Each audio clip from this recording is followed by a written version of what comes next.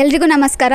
ಮೊದಲಿಗೆ ಕರುನಾಡ ನಿಧಿ ವಾರಪತ್ರಿಕೆಯವರಿಗೆ ನನ್ನ ಕಡೆಯಿಂದ ವಿಶ್ವ ತಾಯಂದಿರ ದಿನಾಚರಣೆಯ ಶುಭಾಶಯಗಳು. ನಾನು ಪ್ರಾರ್ಥನಾ ನಾಯಕ್, ಮನಃಶಾಸ್ತ್ರಜ್ಞೆ, MSc ಗೋಲ್ಡ್ ಮೆಡಲಿಸ್ಟ್. ನಾನು ಪ್ರಾರ್ಥನಾ ಸುಮಧುರ ಸಾಂಸ್ಕೃತಿಕ ವೇದಿಕೆಯನ್ನು ಹುಟ್ಟುಹಾಕಿ ಕೇವಲ 2 ತಿಂಗಳುಗಳು ಮಾತ್ರ ಆಗಿದೆ. 2 ತಿಂಗಳು ಅನ್ನೋದಕ್ಕಿಂತ ನಾನು ಈ ವೇದಿಕೆಯನ್ನು ಹುಟ್ಟಾಕಿದ ಮೂಲ ಕಾರಣನೇ ನಮ್ಮ ಮಹಿಳೆಯರಿಗೋಸ್ಕರ. ನಾನು ಆಗಲೇ ಹೇಳ್ದಂಗೆ ಒಂದು ಟ್ಯಾಗ್ಲೈನ್ ಇದೆ, ಸಂಸ್ಕೃತಿ ರಕ್ಷಣೆಗಾಗಿ ಸಾಂಸ್ಕೃತಿಕ ದಿಟ್ಟ ನಡೆ ಅಂತ. ಸಂಸ್ಕೃತಿಯನ್ನು ಉಳಿಸ್ಬೇಕು. ಆ ಸಂಸ್ಕೃತಿ ಯಾರ ಹತ್ರ ಇರುತ್ತೆ? ಮಹಿಳೆಯರ ಹತ್ರ ಇರುತ್ತೆ ಅದು ಹೆಚ್ಚಾಗಿ. ಸೊ ಅಂದರೆ ಒಂದು ಸಂಸಾರಕ್ಕೇ ಸೀಮಿತವಾಗಿರ್ತಕ್ಕಂತಹ ಮಹಿಳೆಯರನ್ನ, ಈಗ ಸಾಮಾಜಿಕ ಮುನ್ನೆಲೆಗೆ ಬರದೇ ಇರ್ತಕ್ಕಂತಹ ಮಹಿಳೆಯರನ್ನ ನಮ್ಮ ವೇದಿಕೆಯಿಂದ ಗುರುತಿಸ್ತಕ್ಕಂತಹ ಒಂದು ಕೆಲಸ ಆಗಬೇಕು ಅಂತಕ್ಕಂಥ ನಿಟ್ಟಿನಲ್ಲಿ ಈ ವೇದಿಕೆಯನ್ನು ನಾನು ಪ್ರಾರಂಭಿಸಿದೆ.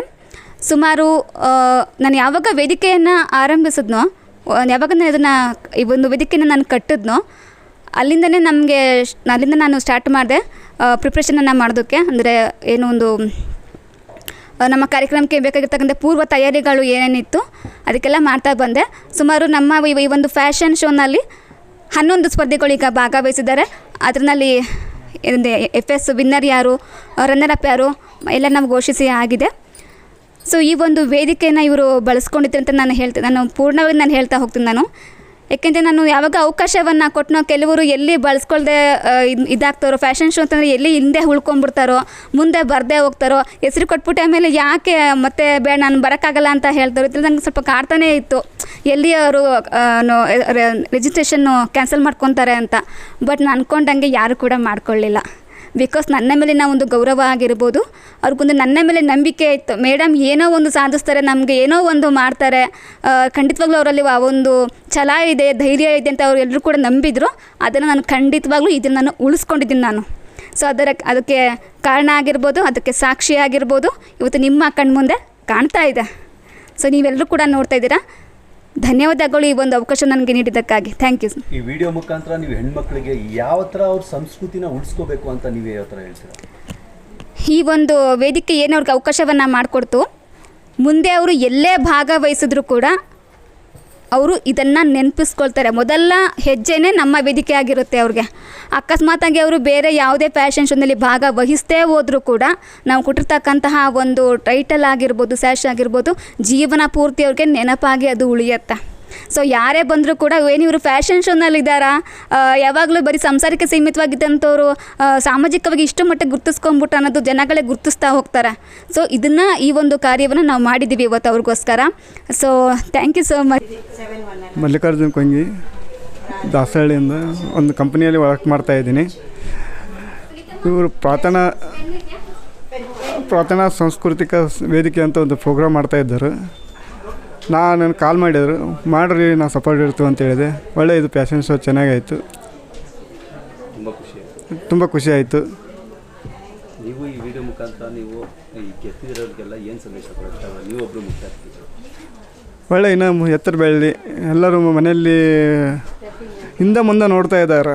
ಗೆದ್ದವರು ಇದೇನು ಅಚೀವ್ಮೆಂಟ್ ಮಾಡ್ತಾಯಿದ್ದಾರೆ, ಮುಂದೆ ಬೆಳೆಯೋರು ಹಿಂದೆ ಮುಂದೆ ನೋಡ್ತಾರೆ ಮನೆಯಲ್ಲಿ. ಅದಕ್ಕೆ ನಾವು ಈ ವೇದಿಕೆ ಅಂತ ಒಂದು ಇದು ಪ್ರೋಗ್ರಾಮ್ ಮಾಡಿದ್ದೀವಿ. ಗೆದ್ದವ್ರಿಗೇನಿಲ್ಲ, ಇಂದು ನಾವು ಬೆಳಿಬೇಕು, ಇದು ಮಾಡಬೇಕು, ಒಂದು ಅಚೀವ್ಮೆಂಟ್ ಮಾಡ್ಬೇಕಾದ ಜನ ಇರ್ತಾರೆ ಅಂತ ನಾವು ಪ್ರೋತ್ಸಾಹ ಮಾಡ್ತಾಯಿದ್ದೀವಿ.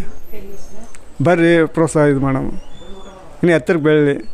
ಒಬ್ಬೊಬ್ಬರ ಮನೆಗೆ ಇದು ಏನೋ ಒಂದು ಇದು ಇರ್ತದೆ, ಪ್ರಾಬ್ಲಮ್ ಇರ್ತವೆ, ಅದು ಬರೋಕ್ಕಾಗೋದಿಲ್ಲ. ಅದು ಅಂಥವ್ರಿಗೆ ನಾವು ಸಹ ಇದು ಮಾಡ್ತಾಯಿದ್ದೀವಿ ಸಪೋರ್ಟ್. ನನ್ನ ಹೆಸರು ಪುಷ್ಪ ಹಿರೇಮಠ ಅಂತ, ಉತ್ತರ ಕರ್ನಾಟಕ ಧಾರವಾಡ ಜಿಲ್ಲೆಯಿಂದ ಬಂದಿರೋದು. ಸೊ ನಾನು ಇದು 2ನೇ ಕಾರ್ಯಕ್ರಮ ಬರ್ತಾ ಇರೋದು.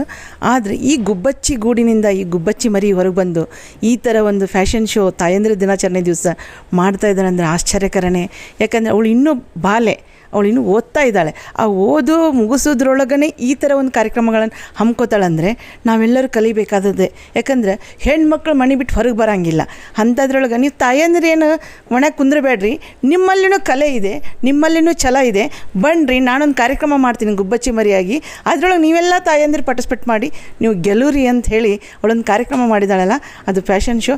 ಅದು ನಮ್ಮ ಕರ್ನಾಟಕದಾಗಲಿ ಅಥವಾ ನಮ್ಮ ಭಾರತದಾಗಲಿ, ನಮ್ಮ ಭಾರತದ ನಾರಿಯ ಒಂದು ಸದ್ಗುಣ ಸಂಪನ್ನಗಳನ್ನು ಒಂದು ಆಭರಣದ ಮುಖಾಂತರ, ಒಂದು ವೇಷಭೂಷಣದ ಮುಖಾಂತರ ಮತ್ತು ಅವರ ನುಡಿಗೆಗಳ ಮುಖಾಂತರ ಇಲ್ಲಿ ತೋರಿಸಿದ್ದಾರೆ. ಎಲ್ಲ ಹೆಣ್ಮಕ್ಳು ಇದನ್ನು ನೋಡಿ ಕಲೀಲಿ, ಮನೇಲಿ ಖಾಲಿ ಕೂತ್ಕೋಬೇಡಿ, ಇದನ್ನಾದರೂ ಮಾಡಿ ಕಲಿತು ನೀವು ಇದರೊಳಗಾದರೂ ಮುಂದೆ ಬರ್ರಿ ಅಂತ ನಮ್ಮ ಪ್ರಾರ್ಥನಾ ನಾಯಕ್ ಅವರು ತೋರಿಸ್ಕೊಟ್ಟಿದ್ದಾರೆ. ನನಗೆ ಜಡ್ಜಸ್ ಮಾಡಿದ್ರೊಳಗೆ ಏನು ಈಸಿಯಾಗಿತ್ತು, ಯಾಕಂದರೆ ನಾವೆಲ್ಲ ನಾಟಕ ಸಿನಿಮಾ ಮಾಡಿದವರು, ಅದು ಯಾವ ಥರ ಬಟ್ಟೆ ಹಾಕಬೇಕು, ಯಾವ ಥರ ಆಭರಣ ಹಾಕಬೇಕು, ಯಾವ ಥರ ವೇಷ ಮಾಡಬೇಕು ಅನ್ನೋದು ಗೊತ್ತಿರುತ್ತೆ. ಸೊ ಅದರಲ್ಲಿ ಅವ್ರಿಗೆ ಕಲಿಸ್ಕೊಟ್ಟಿದ್ದೀನಿ ಯಾವ ಥರ ಹಾಕಬೇಕು ಅನ್ನೋದು. ಯಾಕಂದರೆ ಇದು ಸಸ್ಪೆನ್ಸ್, ಇದನ್ನು ನಾನು ಕ್ಯಾಮ್ರಾ ಮುಂದೆ ಹೇಳೋಕ್ಕಾಗಲ್ಲ. ಅವ್ರಿಗೆ ಹೇಳಿದ್ದೇನೆ ಆಲ್ರೆಡಿ ಪಾರ್ಟಿಸಿಪೇಟ್ ಮಾಡಿದವರಿಗೆ ಯಾವ ಥರ ಯೂಸ್ ಮಾಡಬೇಕು ಅನ್ನೋದು ಹೇಳಿದ್ದೀನಿ. ಮುಂದಿನ ನಮ್ಮ ಪ್ರಾರ್ಥನಾ ನಾಯಕ್ ಮಾಡುವಂಥ ಕಾರ್ಯಕ್ರಮದಲ್ಲಿ ಅವರು ಇವತ್ತು ಯಾರು ಹಿಂದಿದ್ದಾರೆ, ಮುಂದೆ ಯಾರು ಬಂದಿದ್ದಾರೆ, ಮುಂದಿದ್ದವರು ಅವತ್ತು ಹಿಂದಾಗ್ಬೋದು, ಹಿಂದಿದ್ದವರು ಮುಂದಾಗ್ಬೋದು ಅಂತ ಹೇಳಿ ನನ್ನ 2 ಮಾತುಗಳನ್ನು ಮುಗಿಸ್ತೇನೆ. ನೀವು ನಿಮ್ಮ ಕಡೆಯಿಂದ ಹೆಣ್ಮಕ್ಳಿಗೆ ನೀವೇನು ಟಿಪ್ಸ್ ಕೊಡಿಸ್ತೀರಾ? ಅಂದರೆ ಸಂಸ್ಕೃತಿನ ಅವ್ರು ಯಾವ ಥರ ಉಳಿಸ್ಕೋಬೇಕು ಅಂತ ನೀವೇನು ಟಿಪ್ಸ್ ಕೊಡ್ತೀರಾ? ನಾನು ಯಾವ ಥರ ಉಳಿಸ್ಕೋಬೇಕಂದ್ರೆ ಹಿಂದಿನ ಹಾಗೆ ಜಡಿ ಹೆಣ್ಕೋಬೇಕು, ಹೂ ಎಣಿಬೇಕು, ಹೆರಳು ಹಾಕೋಬೇಕು, ತುರುಬ ಕಟ್ಟಬೇಕು, ತುರುಬಕ್ಕೆ ಹೂ ಜಡಿಬೇಕು, ಆಮೇಲೆ ಆಭರಣಗಳನ್ನು ಧರಿಸ್ಬೇಕು. ಯಾಕಂದರೆ ಇವತ್ತಿನ ಕಾಲದೊಳಗೆ ಎಲ್ಲ ಫ್ಯಾಷನ್ ನಡೆದ್ಬಿಟ್ಟದೆ, ಅದು ಬೇಡ.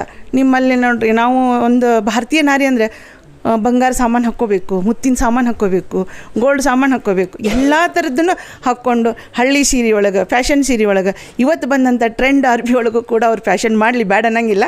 ಬಟ್ ಭಾರತೀಯ ನಾರಿಯ ಲಕ್ಷಣಗಳನ್ನು ಮಾತ್ರ ಬಿಡಬೇಡಿ, ಅದನ್ನು ಮುಂದಿನ ಪೀಳಿಗೆಗೆ ನೀವು ನೆನಪಿಸ್ರಿ ಅಂತ ಹೇಳಿ ಈ ಒಂದು ಫ್ಯಾಷನ್ ಶೋ ಮಾಡಿದ್ದೀವಿ. ಅದರಲ್ಲಿ ಟ್ರೆಡಿಷನಾಗಿ ಇಟ್ಟಿದ್ದೀವಿ. ಎಲ್ಲರಿಗೂ ವಿಶ್ವ ತಾಯಂದಿರದ ಶುಭಾಶಯಗಳು. ನಾನು ಅಮರಾವತಿ ಚಿಕ್ಕಬಳ್ಳಾಪುರ ಡಿಸ್ಟಿಕ್ಕಿಂದ ಬಂದಿದ್ದೀನಿ. ನಾನೊಬ್ಬ ಸಾಹಿತಿ, ಲೇಖಕಿ, concept writer and motivational speaker ಕೂಡ, and I am a teacher ಅವಾಗವಾಗ. ಸೊ ಬ್ಯೂಟಿ ಅನ್ನೋದು ಒಂದು ಇಂಟರ್ನ್ಯಾಷನಲ್ ಕಾನ್ಸೆಪ್ಟ್ ಅದು. ಸೊ ಆ ವೇದಿಕೆಯಿಂದ ನಾವು ಜಗತ್ತನ್ನು ನೋಡ್ಬೋದು. ಆ್ಯಂಡ್ ಬ್ಯೂಟಿ ಅನ್ನೋದು ಓನ್ಲಿ ಮೇಕಪ್ ಅಲ್ಲ, ಅಥವಾ ಏನು ಔಟರ್ ಕಾಣಿಸ್ತೀವಲ್ವ ಅದಲ್ಲ. ಬ್ಯೂಟಿ ಈಸ್ ಇನ್ನರ್ ಇರುತ್ತೆ. ಧೈರ್ಯ, ಕರೇಜ್, ನಮಗಿರ್ತಕ್ಕಂಥ ಕಾನ್ಫಿಡೆನ್ಸ್, ಇವೇ ಬ್ಯೂಟಿ ಅಂದರೆ ನನ್ನ ಪ್ರಕಾರ. ಈ ಲಕ್ಷಣಗಳಿಂದ ನಾವು ಅತಿ ಹೆಚ್ಚಿನ ಎತ್ತರಕ್ಕೆ ಹೋಗ್ಬೋದು ಅಂತ ನಾನು ಬಿಲೀವ್ ಮಾಡ್ತೀನಿ. So that's why I am here today ಅಂತ ಅನ್ಕೋತೀನಿ. ಥ್ಯಾಂಕ್ ಯು ಪ್ರಾರ್ಥನಾ ಮೇಡಮ್ ಅವ್ರಿಗೂ ಆ್ಯಂಡ್ ನಮ್ಮ ಜಡ್ಜಸ್ಗಳಿಗೂ, ನಮ್ಗೆ ಯಾರೆಲ್ಲ ಈ ವೇದಿಕೆಗೆ ಹಂಚ್ಕೊಳ್ಳಲು ನಮಗೆ ಸಪೋರ್ಟ್ ಮಾಡಿದ್ದಾರೆ, ಎಲ್ಲ ಸಪೋರ್ಟ್ ವೃಂದದವರಿಗೂ ನನ್ನ ಕಡೆಯಿಂದ ಥ್ಯಾಂಕ್ ಯು ಸೋ ಮಚ್. ನಿಮ್ಮನ್ನು ಆರಿಸಿದೀವಲ್ಲ ಇವತ್ತು. Yes ma'am. ಎದ್ರ ಸಂಬಂಧ ಆರಿಸಿದೀವಿ ಅಂತ ಅನಿಸ್ಕೊಂಡ್ರಿ ಮ್ಯಾಮ್? ನಾನು ಬಿಲೀವ್ ಮಾಡ್ತೀನಿ, ನನ್ನಲ್ಲಿ ಧೈರ್ಯ ಇದೆ, ಕಾನ್ಫಿಡೆನ್ಸ್ ಇದೆ. ಆ್ಯಂಡ್ ನನ್ನ ಪ್ರಕಾರ ನನ್ನ ಔಟರ್ ಬ್ಯೂಟಿಗಿಂತ ಇನ್ನರ್ ಬ್ಯೂಟಿನೇ ನೀವು ನೋಡಿದ್ದೀರಾ ಅನಿಸುತ್ತೆ. ಸೊ ದಟ್ಸ್ ವೈ ನಾನು ಅನ್ಕೋತಾ ಇರೋದು ಅದೇ ಕ್ರೈಟೀರಿಯಾ ನೋಡಿ ನೀವು ನನ್ನನ್ನು ಸೆಲೆಕ್ಟ್ ಮಾಡಿದ್ದೀರಾ ಅನಿಸುತ್ತೆ. ಈಗ ಮುಂಬರುವಂಥ ಪೀಳಿಗೆಗಳಿಗೆ ಏನು ಹೇಳಲಿಕ್ಕೆ ಇಷ್ಟಪಡ್ತೀರಿ? ಅಫ್ಕೋರ್ಸ್ ಬ್ಯೂಟಿ ಅನ್ನೋದು, ಅದೇ ಹೇಳಿದ್ನಲ್ಲ, ಬ್ಯೂಟಿ ಅನ್ನೋದು ನಾವು ನಮ್ಮದೇ ಇದ್ದರೂ ಅದನ್ನು ಪ್ರಪಂಚ ಅದನ್ನು ನೋಡುತ್ತೆ, ಅದನ್ನು ವೀಕ್ಷಣೆ ಮಾಡುತ್ತೆ, ನಮ್ಮನ್ನು ನೋಡುತ್ತೆ.